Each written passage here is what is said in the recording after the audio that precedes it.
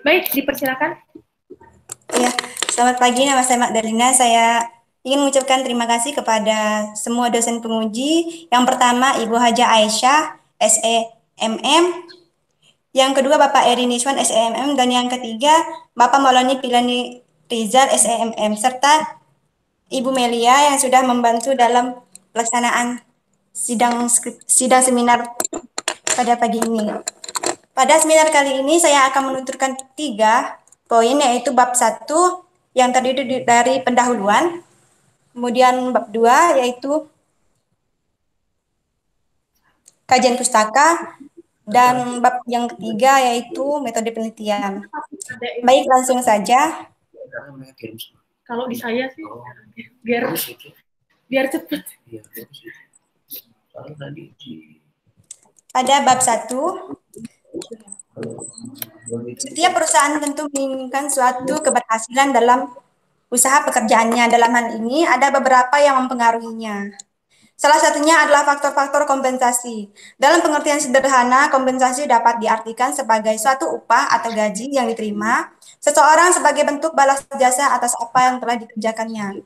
Dalam penetapan kompensasi, ada beberapa faktor yang mempengaruhi, yaitu tingkat biaya hidup, kompensasi pada perusahaan lain, kemampuan perusahaan, jenis dan besar kecilnya tanggung jawab, peraturan perundang-undangan, serta terdapat pula peran serikat buruh.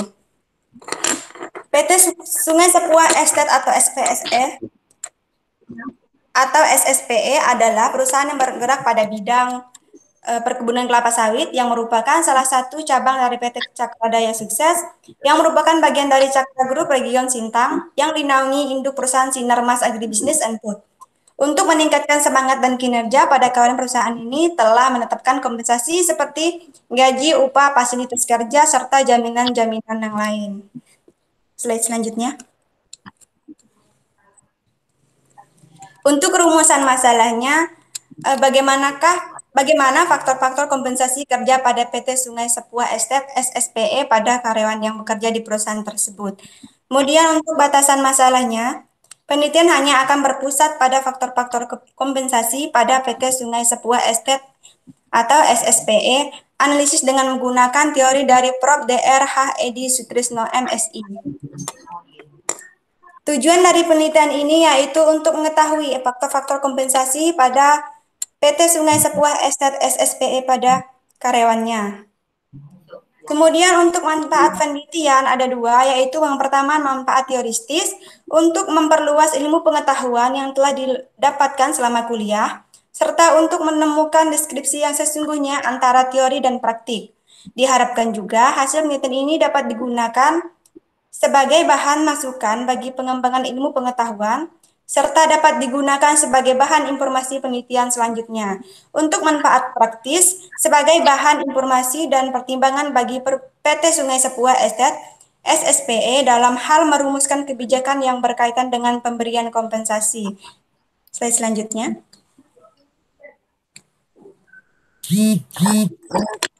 Kemudian pada bab 2 ini, keaslian penelitian ini berdasarkan pada beberapa penelitian terdahulu yang mempunyai karakteristik yang relatif sama dalam hal tema, kajian, meskipun berbeda dalam hal substansi dan materi. Penelitian yang akan dilakukan yaitu mengenai analisis faktor-faktor kompensasi kerja pada PT Sungai Sepuah Estate SSPE Kecamatan Bintang Hulu, Kabupaten Sekadau. Adapun beberapa penelitian terdahulu yang dijadikan pendukung dalam penelitian ini adalah yang pertama, penelitian yang diteliti oleh Firman Hadi dan Zulkifli dengan judul Analisa Pemberian Kompensasi pada PT Teso Indah Kabupaten Indragiri Hulu yang dilaksanakan pada tahun 2015. Untuk yang kedua, yang diteliti oleh Linda Listiani dan Rati Indrayani dengan judul Analisa Kompensasi pada PT X Mojokerto pada tahun 2014. Kemudian untuk yang ketiga, diteliti oleh Tumisi Lydia Masir dengan judul Analisis Pemberian Kompensasi Non-Finansial PNS di Organisasi Militer pada tahun 2018. Slide selanjutnya.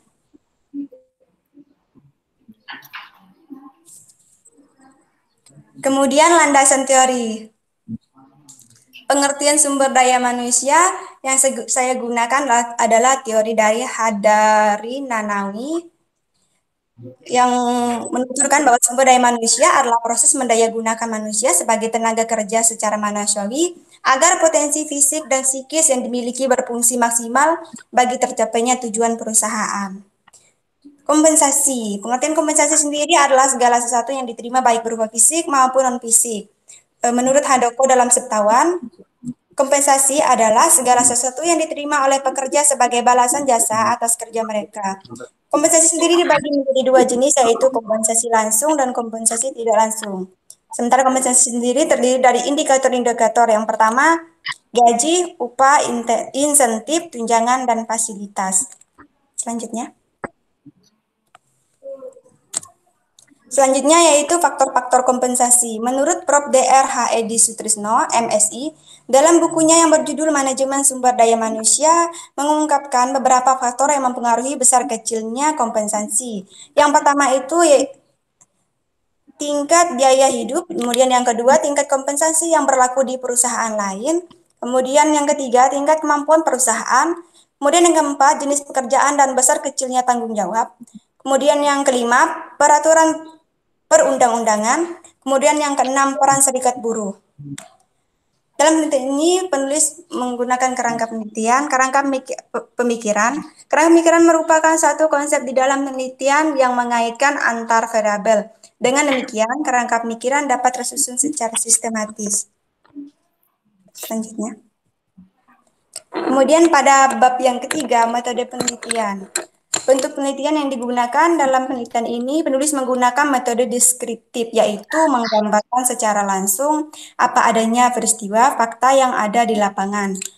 Penulis akan menganalisa faktor-faktor kompensasi pada PT Sungai Sepuah Estate. Kemudian lokasi yang digunakan atau lokasi yang dijadikan objek, yaitu perusahaan perkebunan kelapa sawit PT Sungai Sepuah Estate, yang merupakan anak perusahaan Cakradaya Sukses, yang terletak di Desa Mengaret, Kecamatan Litang Hulu, Kabupaten Sekadau. Untuk populasi dan sampel, populasi adalah wilayah generisasi yang terdiri atas objek atau subjek yang mempunyai kualitas dan karakteristik tertentu yang ditetapkan oleh peneliti untuk dipelajari dan kemudian ditarik kesimpulannya. Dan penelitian ini, populasi yang digunakan merupakan seluruh karyawan pada PT Sungai Sepuah Estate dengan jumlah populasi 210 orang periode Desember 2020. Next.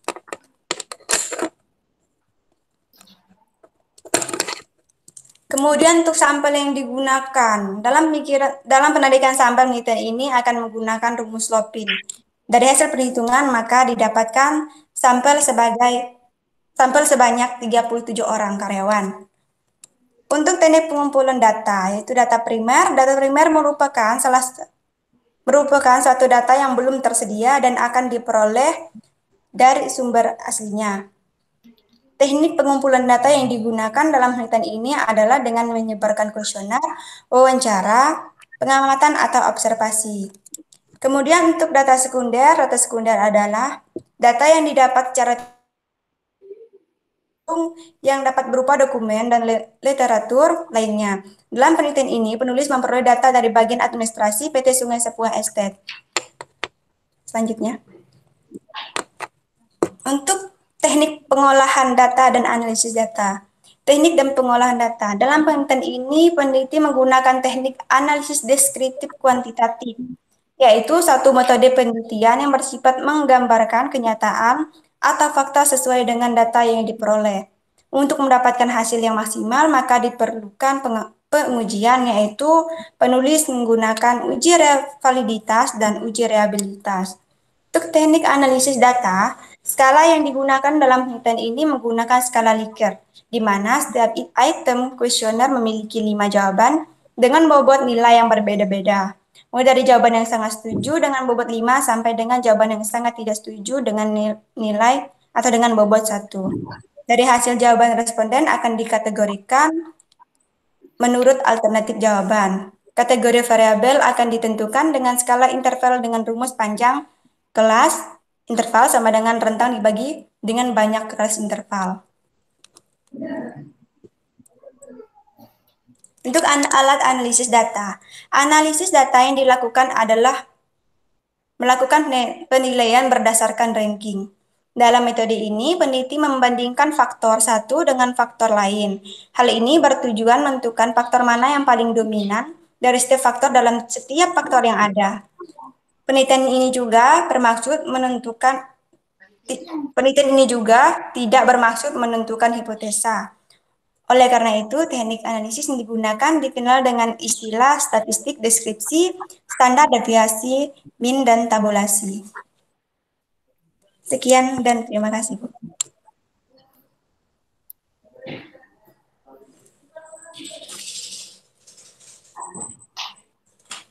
Baik, terima kasih kepada Saudari Magdalena atas presentasi seminar outline skripsinya. Untuk selanjutnya kita lanjutkan kepada sesi tanya jawab yang akan dimulai dari Ibu Haja Aisyah SMM. Dipersilakan kepada Ibu Haja Aisyah SMM.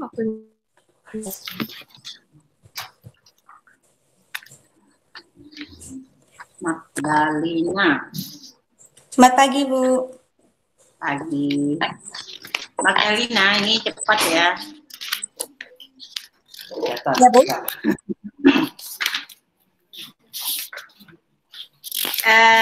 Yang pertama yang harus saudara perbaiki itu tabel. Jadi ini sambil jalan sambil saya tanya nanti nih. Kalau bab 1 tabelnya, tabel 1, 1.1, nanti seterusnya 1.2 ya. Iya, Bu. Selain itu, pada bab 1 ini yang harus kamu tambah itu perkembangan jumlah pegawai. Ini ada 87. Ada enggak jumlah pegawai yang labor turnover-nya, pegawai yang keluar masuk? Karena mungkin dia merasa kompensasinya ini masuk keluar. Keluar, masuk. Ada pegawai masuk, kemudian keluar, ada enggak? Ada, Bu, banyak mereka yang seperti itu soalnya ini kan banyak pegawai yang non tetap juga. Jadi yang kamu teliti yang tetap non tetap nih? Iya, pegawai tetap dengan pegawai non tetap itu dalam arti mereka itu menggunakan periode, Bu, kerjanya. Iya, yang non tetap itu maksudnya menggunakan periode, namun yang tetap itu menggunakan per bulan. Kalau untuk yang 210 ini yang tetap apa non tetap? Dua-duanya, Bu. Digabung. Lalu gimana kamu nanya kompensasinya yang non tetap kan itu kan pasti berbeda kan? Yang non tetap ini maksudnya ini, Bu. Mereka itu bekerja mereka itu tidak dikatakan pegawai tetap, namun mereka tetap bekerja sesuai dengan periode, Bu. Mereka tetap bekerja tiap bulannya, namun mereka mendapatkan bayaran 2 kali dalam sebulan. Kalau untuk yang buru-buru lepas itu biasa hanya dipanggil saat ada pekerjaan yang lebih saja. Kalau itu tidak ada di situ, Bu. Nah, ini termasuk buruh tetap kan? Ya, termasuk buruh tetap. Yang itu buruh tetap, Bu, bukan borongan. Nah, maksudnya tadi ya, coba berapa jumlah ini buruh semua kan nih pegawainya nih yang kamu ambil nih? Bukan, karyawan Bu. Nih. Bukan, ada karyawan tetap. Karyawan tetapnya ada berapa? Coba kamu ambil yang karyawan tetap aja. Ya. Jadi nanti yang kamu jadikan sampel itu yang karyawan tetap aja supaya mereka bisa jawabnya seragam. Oh, karyawan tetapnya hanya berjumlah 19 orang, Bu. Nah, dong. Itu karyawan tetapnya itu yang saya maksudkan berjumlah 19 orang itu hanya mereka yang berada di kantor, Bu. Terus yang di luar kantor ada enggak yang tetap? Yang di luar kantor itu bukan, gimana ya, Bu, bilangnya? Itu tetap tapi tidak tetap. Mereka itu kayak tetap sih, Bu, tapi gajinya itu 2 kali per bulan. Gajinya 2 kali sebulan? Iya. Kalau yang tetap gajinya saya bilang di kantor itu gajinya cuma sekali. Nah, sekali sebulan. Yang satu 2 kali sebulan. Gimana mereka bisa jawabnya seragam nanti kalau masalah itu? Ya. Kemudian kalau yang tidak tetap ini, kata kamu tadi periode nanti dia habis itu dia berhenti gitu. Enggak, Bu, dia enggak berhenti, cuman nanti periode selanjutnya itu untuk ngitung gaji selanjutnya. Jadi periode selanjutnya mereka ini tetap kerja gitu ya? Ya, mereka seperti itu, Bu. Kok dia bisa terima gaji 2 bulan yang dua kali sebulan? Gajinya 2 kali sebulan. Jadi mereka menggunakan periode, satu periode itu kerjanya kurang lebih 6 hari. Beda di situ ya. Nanti mesti dibahas detail nih kamu nih. Ya, yang tetap, yang tidak tetap karena ini masalah pemberian kompensasi. Nah, kemudian nanti itu panjang ceritanya nih. Iya, Bu. Harusnya dari awal waktu menentukan ini nih. Kamu nih kan analisis faktor-faktor kompensasi kerja. Ngapa pula ada kompensasi kerja? Coba kamu lihat judulmu tuh. Ya, analisis faktor-faktor kompensasi kerja. Kompensasi kerja memang ada kompensasi kerja, kompensasi aja. Oh iya, Bu. Pemberian kompensasi yang ada motivasi kerja, semangat kerja.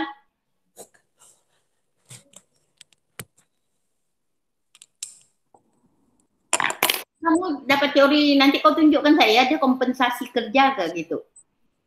Mungkin orang bekerja dikasih kompensasi, maksudnya kali ya kompensasi kerja. Iya, nama istilah. Nah, ya. Mungkin ada istilah kompensasi kerja gitu ya. Saya belum pernah nemu nih. Saya nemu kompensasi, pemberian kompensasi.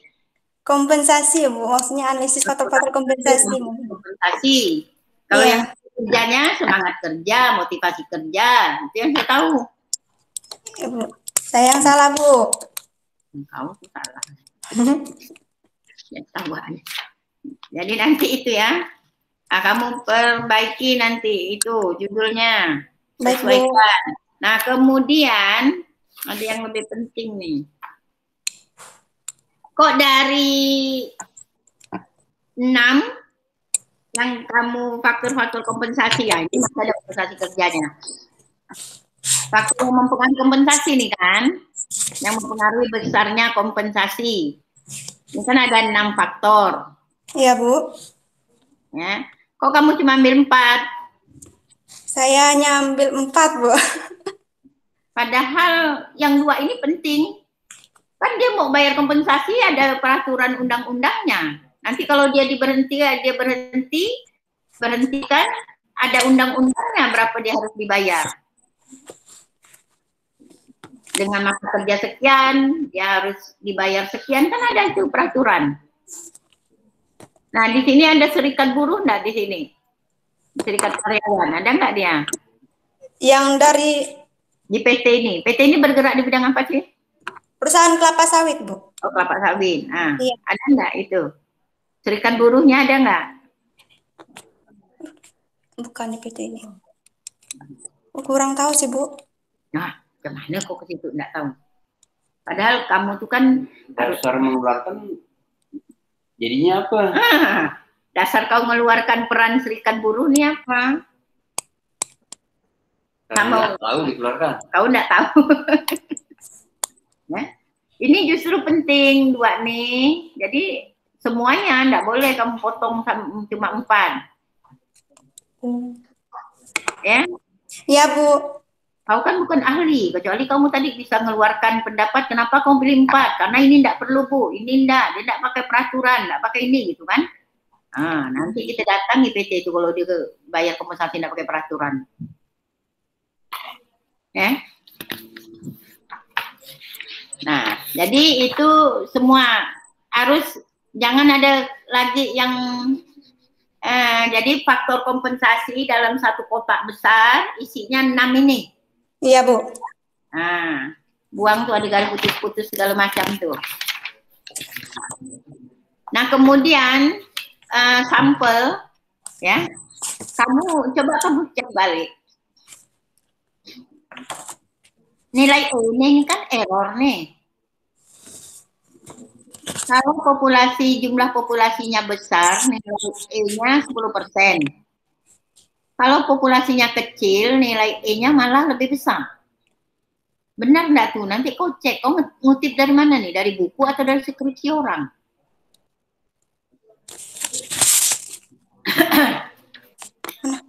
Kamu lihat halaman 26.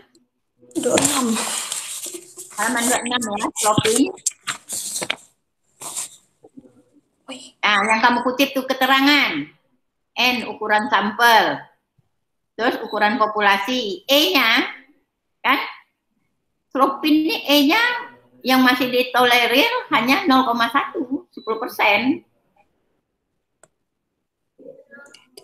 Nah, itu aturan Slopin nih kau udah ngutipnya. Tadi mau tanya tapi dah ada kutipan kau. Karena setahu saya di Slopin itu dia buat tabel maksimal itu memang 10%. Dari 1%, 5%, ya, 10%. Nah, ini ada tabelnya. Jadi, kamu ini nentukan 15%, dasarnya apa? Oh, Sebaiknya kamu kembali pada aturan dari Slopin 10%. saya bisa menentukan 15% itu. Itu jadi rentang sampel yang dapat diambil, Ibu. Kan 10% sampai 20%, jadi saya menentukan dengan 15%. Apa itu tidak bisa, Kak, Bu? Kamu lihat yang tadi, yang keterangan yang kamu kutip dari Slopin tadi. Ya. Sampel, pengambilan sampel yang masih ditolerir, E-nya 0,1%, artinya 10%. Kan? Ya, Bu. Dan di buku Slopin itu memang 10% maksimal, tidak ada 15%. Iya, Bu. Soalnya saya menghitung sendiri bukan 15%. Nah, ya, kamu mengatakan teknik Slopin ini 10 sampai 20 kamu ngutip dari buku ya? Atau kamu ngutip deskripsi? Kau lihat buku. Dari buku atau deskripsi? Jangan-jangan yang ini kayak ini nih terbalik nih. Jangan-jangan kamu ngutip deskripsi ya? Atau ngutip dari mana? Halaman 27 tuh. Ya. Kamu cari buku metode penelitian, kau cari sampel menurut Slopin. Nah, ada. Ya. Kalau setahu saya sih tidak ada Slopin 20 sampai 10-20% nih. Dia langsung menetapkan ada tabel. Tapi kamu cek juga nih error nih, masa jumlah besar errornya kecil, jumlah yang kecil errornya besar. Ya. Ini. Nah, itu kamu dari buku kah? Atau kamu itu ngutip dari deskripsi? Atau saya mencarinya di ini, Bu, di e-book, buku dari Google. Oh, dari Google. Google. Buku dari ini e-book dari itu, dari internet. Iyalah, betul enggak kau tuh? Coba baca lo benar-benar. Alhamdulillah. Ada yang ngutip dari situ, interpretasinya salah malah. Iya, Bu. Saya sarankan kau cari buku metode penelitian. Ya. Iya, Bu. Nah, kemudian variabel ini kenapa kamu pisah ada variabel di halaman 28 internal eksternal tuh? Emang di teorinya dia bisa ke internal eksternal? Enggak ada kan? Enggak, Bu. Nah, jangan dipisah-pisah ya. Pokoknya kompensasi faktor yang mempengaruhi kompensasi itu apa-apa saja itu variabelnya, nggak ada internal eksternal, ya? Iya, Bu. Kamu nih tadi ngambil dari yang 6. Yang 6 tadi dari buku siapa? Yang biaya hidup. Yang ini yang kamu tampilkan di halaman 23. Halaman 23.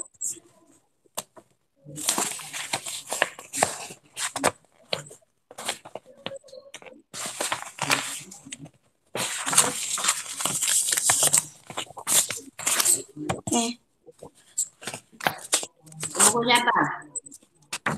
Dari ini, Bu. Buku. Menurut siapa? Menurut Profesor DRH Edi Sutrisno, MSI. Nah, betul kan? Menurut Edi Sutrisno. Ya. Kenapa di variabel penelitianmu menurut Handoko? Oh. Punya siapa kok kutip tuh? Oh, ngambil deskripsi mana tuh? Makanya ada faktor internal eksternal. Oh, jadi ini harus juga. Benar-benar lah nulis tuh, jangan sembarangan. Kamu nih kalau kami tidak luluskan nih, sembarangan buatnya nih. Di sana lain, di ininya kamu pakai handoko. Nah, handoko memang ada internal eksternal. Tapi kalau tulisan tadi tidak ada. Dia buat satu itu, ya.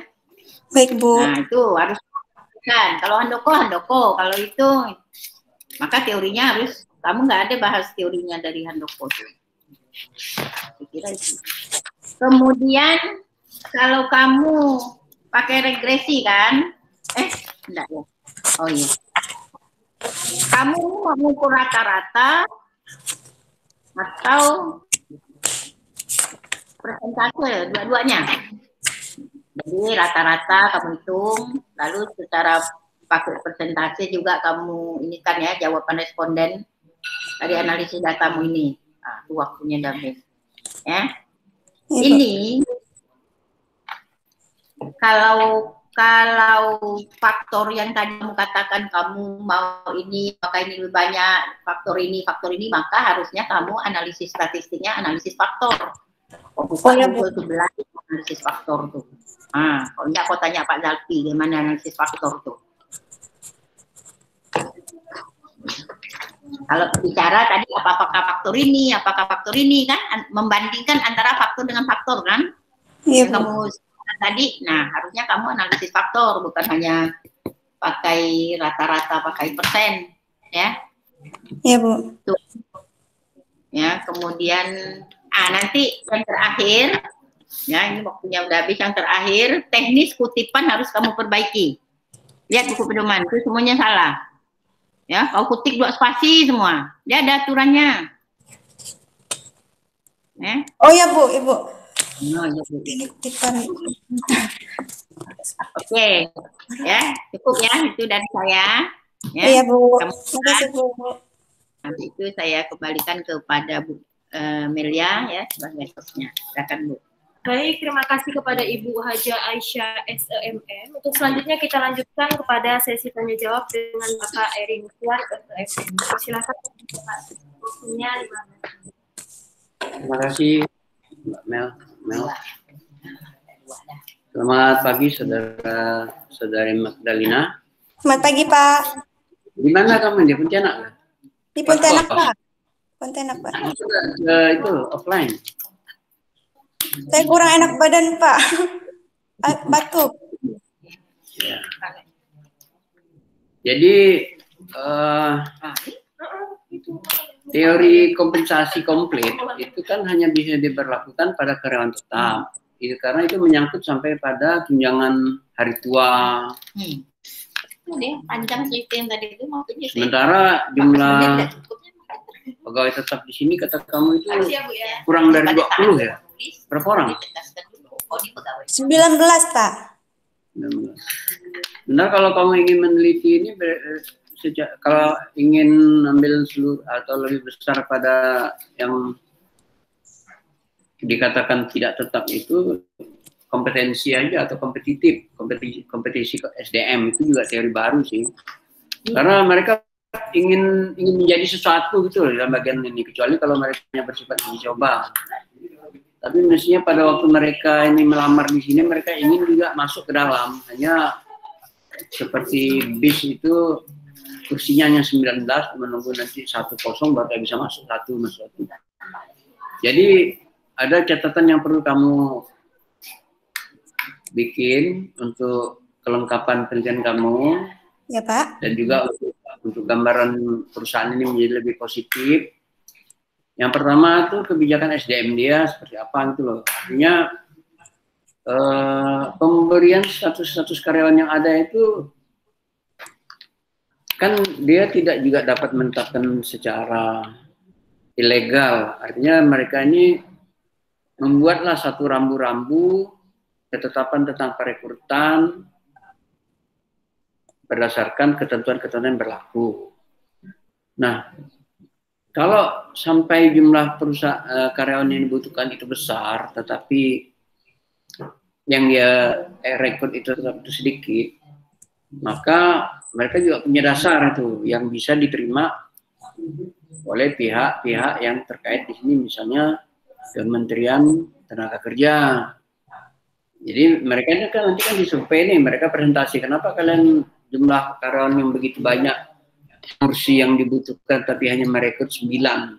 Itu kan menjadi pertanyaan nanti itu bagi Kemenaker kalau misalnya mereka datang berkunjung, walaupun mungkin pertanyaan itu formalitas, tapi paling tidak nanti kamu tanyakan kepada perusahaan, kepada biro SDM-nya, dasar-dasar perekrutan dan jumlah perekrutan, dasarnya apa, perekrutannya apa.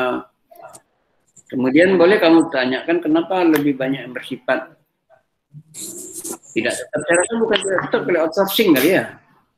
Dia itu bukan tidak tetap sih Pak, cuman dia itu memang pembagiannya itu per periode. Jadi 1 bulan mereka memang dapat gaji 2 kali, tapi mereka tetap bekerja setelah ganti periode, mereka tetap bekerja terus bekerja Pak. Itu. Ya itu nanti kamu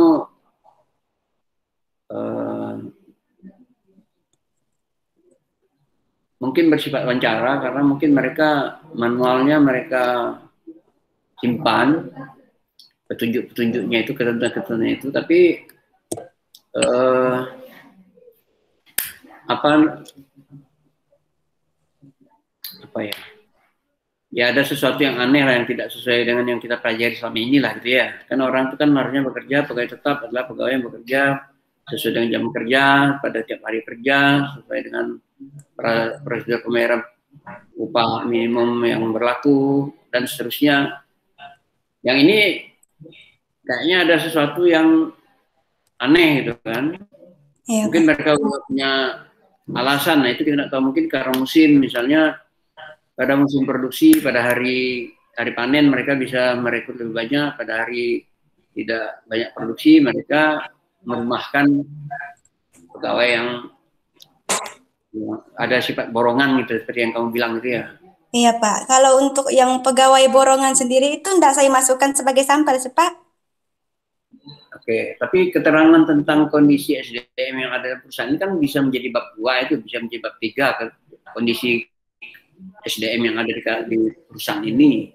Nah, di situ ada ceritakan, di bab 3 itu ada ceritakan bagaimana sih di dalam SDM itu pada perusahaan ini seperti apa gitu kan.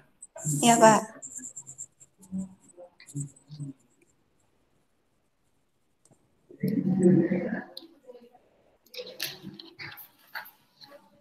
Tadi mengenai 6 variabel yang kamu sisakan tinggal 4. Nanti kamu tanya serikat kerja itu barangkali bukan serikat kerja barangkali dalam itu, tapi paguyuban pegawai atau kerukunan karyawan. Tetap kamu masukkan itu 6, itu tetap 6. Iya Pak. Kemudian yang peraturan perundang-undangan itu kamu ambil saja kontrak kerja mereka. Oh iya Pak. Baik yang bersifat borongan maupun yang bersifat, kan ada bunyi-bunyi perjanjian kerjanya itu kan. Nah Iya, itu Pak. aja yang untuk penelitian itu. Dari saya hanya demikian, Mbak Mel. Mudah-mudahan nanti dicatat, jadi Pak mau itu dapat input tentang apa-apa yang sampai Mbak saat dengan Pak Nur. Biasa. Nanti sampaikannya sedia. Oke, terima kasih Bu Mel. Selamat pagi. Assalamualaikum warahmatullahi wabarakatuh. Ada lagi? Ya. Kalau di saya udah selesai. Terima kasih Pak ya. Ya. Baik, terima kasih kepada Bapak Erini Swat SEMM. Untuk selanjutnya, iya, yang kedua. Baik, untuk selanjutnya kita lanjutkan sesi tanya jawab dengan Bapak Maulana Filani Rizal SEMM. Tunggu sebentar ya, sambil menunggu Pak Maulananya masuk ke Google. Iya, Bu.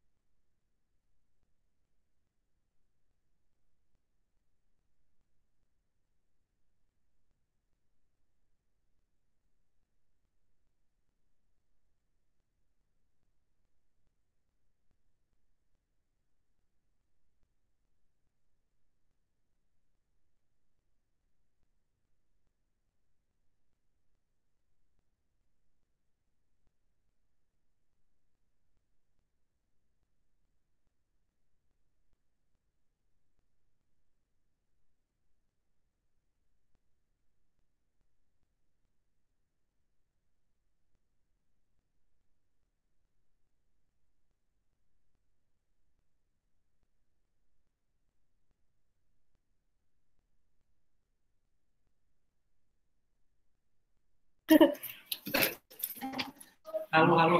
terus. Baik, Saudari Magdalena, untuk selanjutnya kita lanjutkan sesi tanya jawab dengan Bapak Maulana Filani Rizal SEFM. Silakan.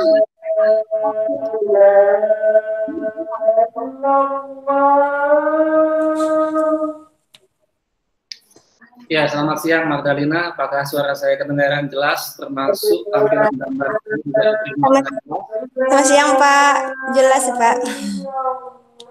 Oke. Kemarin ini saya PA-nya kamu ya? Iya Pak. Iya, lupa saya kalau saya PA-nya kamu.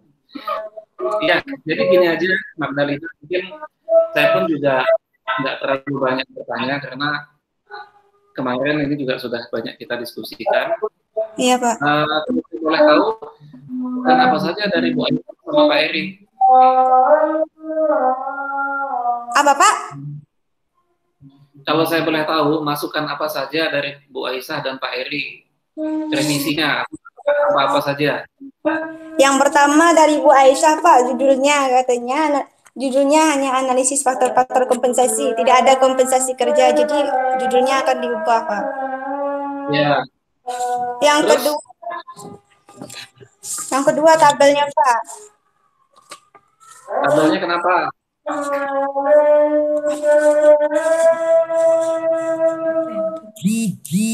Oh. Tambahan Pak, tambahan perkembangan kata Ibu.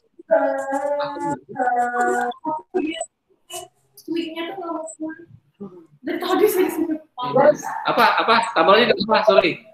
Harus ada tambahan Pak, tambahan perkembangan. Oke. Kalau dari Pak Eri? Kalau dari Pak Eri itu tentang karyawannya tadi Pak.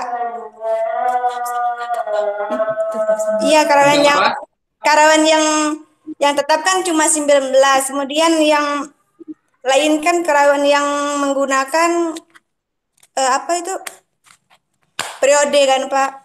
Jadi Bapak Eri bilang harus ditanya SDM pada perusahaannya seperti apa, dasar-dasar perekrutannya seperti apa. Berarti konklusinya baik itu dari Bu Aisyah maupun Pak Eri terkait revisi itu masih dalam kategori revisi yang memang sedang ya Magdalena ya. Artinya bukan revisi yang berat sampai harus merubah semuanya, bukan kan? Bukan Pak, dia tidak merubah semuanya Pak. Ya, berarti ya istilahnya gini, revisi tapi revisi yang memang bisa kamu kerjakan dan memang revisiannya itu pun bukan revisi yang luar biasa, artinya revisi standar ya sebagaimana kalau orang ujian kan seperti itu saja ya Magdalena ya. Iya Pak. Ya, berarti kalau menurut saya tidak ada masalah dengan proposal kamu ini, kamu tinggal mencatat dan merubah apa yang diinginkan oleh Bu Aisyah dan Pak Eri, bukan begitu? Iya Pak. Nah, karena saya sebagai dosen PA kamu, ya mungkin saya tidak ada revisian, tinggal nanti apa-apa yang sudah disampaikan oleh dua dosen pemudi sebelum saya tadi itu kamu catat dan nanti kamu dan ke item itu mana yang diganti oleh Bu Aisyah dan Eri. Iya Pak. Ya. Kamu posisinya di mana nih? Di Pontianak Pak. Biasa aja ngomong Pontianaknya, nggak usah sampai ngegas gitu. Saya kaget. Suara Bapak putus-putus Pak. Ya kalau suara saya putus-putus, kenapa kamu nggak ke kampus aja? Saya kurang enak badan Pak. Oke Magdalena, dari saya itu saja ya. Nanti tolong kamu perbaiki yang sudah disuruh sama Bu Aisyah sama Pak Eri. Sekian dulu dari saya. Selamat siang, salam sehat. Saya kembalikan ke hostnya. Makasih Pak. Baik, terima kasih kepada Bapak Maulana Filani Rizal SEMM. Untuk selanjutnya kita akan mengumumkan hasil dari seminar outline ya, Pak.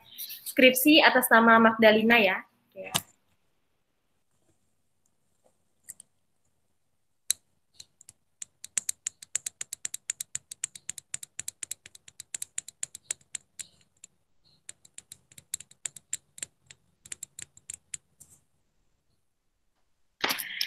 Baik, Saudari Magdalena dengan surat itu yang pertama.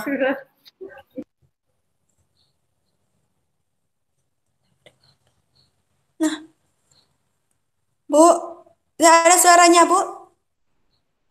Baik, atas nama Saudari Magdalena dengan nomor mahasiswa 17104164492 jurusan manajemen dengan judul outline skripsi analisis faktor-faktor kompensasi kerja pada PT Sungai Sepuah Estate atau SSPE Kecamatan Blitanghulu Kabupaten Sekadau. Benar ya judulnya ya? Benar, Bu. Tim seminar sepakat bahwa judul tersebut diperbaiki dan tidak diseminarkan lagi. Jadi mohon diperhatikan apa yang sudah menjadi revisi dari PA dan dari tim penguji seminar lainnya ya. Kemudian outline yang diterima atau yang diperbaiki harus sudah diserahkan kepada jurusan dan dalam bentuk skripsi selambat-lambatnya 2 minggu dari hari ini, berarti tanggal 20 Mei 2021. Betul. Oke. Baik, terima kasih kepada Saudari Magdalena dan tim penguji seminar outline skripsi kali ini. Dipersilakan untuk meninggalkan ruangan Google Meet. Wassalamualaikum warahmatullahi wabarakatuh. Selamat siang dan salam sejahtera untuk kita semuanya. Selamat siang, Bu. Ya, makasih ya. Ya, Bu. Saya keluar, Bu. Oke.